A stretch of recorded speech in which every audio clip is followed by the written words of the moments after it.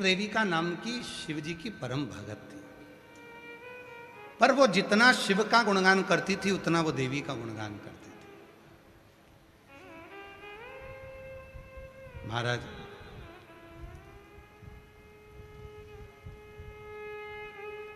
उसके पास पूजन करने के लिए कोई वस्तु नहीं होती थी, कोई वस्तु।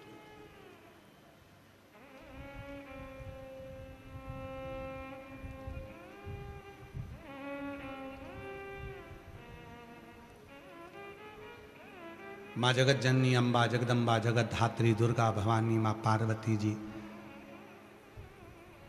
शिव जी की साधना में डूबी हुई थी, और उसी समय ये रेविका पार्वती जी की साधना में डूबी हुई थी। रेविका की भक्ति बड़ी प्रबल थी। जैसे भगवान शंकर को शीतल जल पसंद है, वैसे ही जगत जननी दुर्गा भवानी को भी शीतल जल पसंद है। क्या चाहिए माता रानी को? दुनिया के लोग कहते हैं देवी जी के लिए चुंदड़ी चाहिए, देवी जी के लिए सुहाग सामग्री चाहिए, देवी जी के लिए पुष्प चाहिए, देवी जी के लिए गजरा चाहिए, देवी जी के लिए भोग चाहिए, देवी जी के लिए सीरा चाहिए, पूड़ी चाहिए, हलवा चाहिए, माता रानी के लिए ये चाहिए वो चाहिए। पर याद रखना, शिव महापुराण की कथा कहती है, जिस लड़का लड़की की शादी ना हो, 25-30 साल के हो गए, 32 साल के हो गए, 40 साल के हो गए, तो भी विवाह नहीं हो रहा, उसको एक नियम बना लेना चाहिए। नीम के पेड़ के नीचे घर में से एक लोटा जल भरकर नीम के पेड़ में चढ़ाना प्रारंभ कर दो।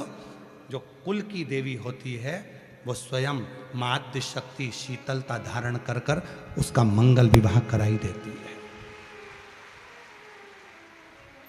यहाँ तो ठीक है, अपन लोग इधर राजस्थान और मध्य प्रदेश और उत्तर प्रदेश और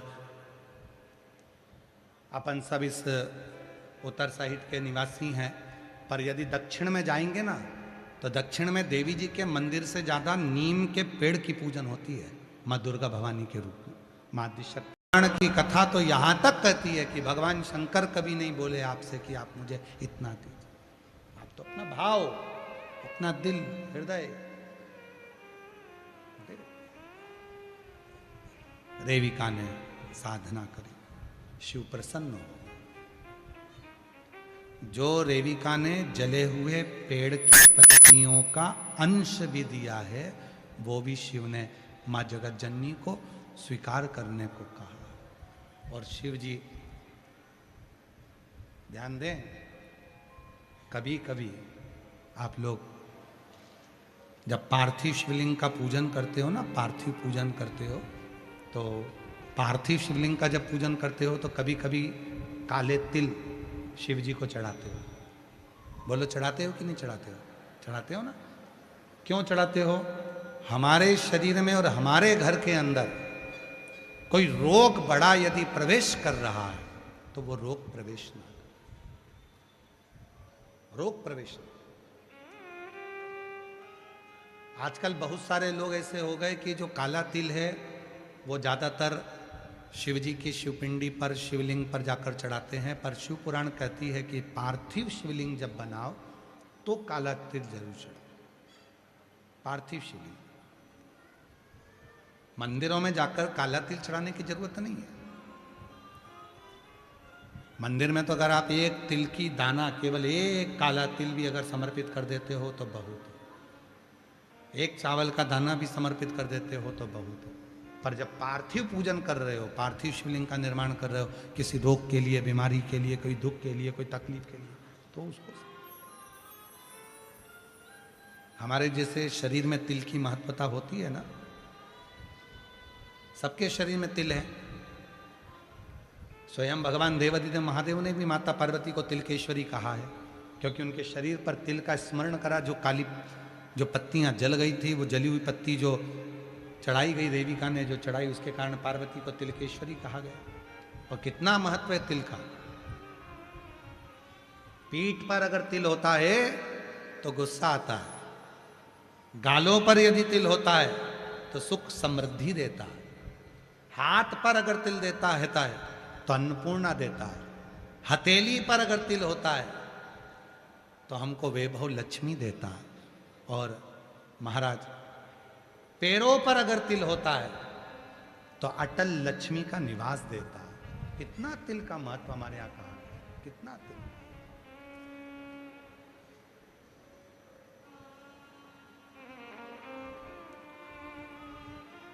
मस्तिष्क पर, ये कान से लेकर नासिका के ऊपर के भाग में कहीं पर भी यदि तिल होता है तो उस व्यक्ति को बहुत सहन करना पड़ता है, बहुत कुछ, अच्छी और बुरी बातें दोनों सहना पड़े,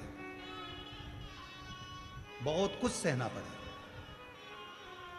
तिलकेश्वरी माता का स्मरण शिव महापुराण की कथा वर्णन करती है। शिव जी स्वयं आनंद के साथ अर्पण और तिलकेश्वरी का स्मरण करा। शिव केवल एक भक्ति के बल पर, जैसे रेविका ने भगवान शंकर को प्राप्त करा, उसमें क्या दिया भगवान को, क्या प्रदान करा, कुछ भी नहीं। क्या भगवान को देती है रेविका, कुछ नहीं। क्या मां जगत जननी को देती है रेविका, कुछ नहीं, केवल एक जली हुई पत्ती का भाग। तो महादेव नमन चरणों में स्वीकार कीजिए, सबका किया है मेरा भी उद्धार कीजिए, उद्धार कीजिए। हे त्रिपुंडधारी, हे शूलधारी, चरणों में तेरे बाबा जी पावन है चारों धाम। चरणों में तेरे बाबा जी पावन है चारों धाम। तेरी देव करते वंदना, पूजे सीतारा, हो जाए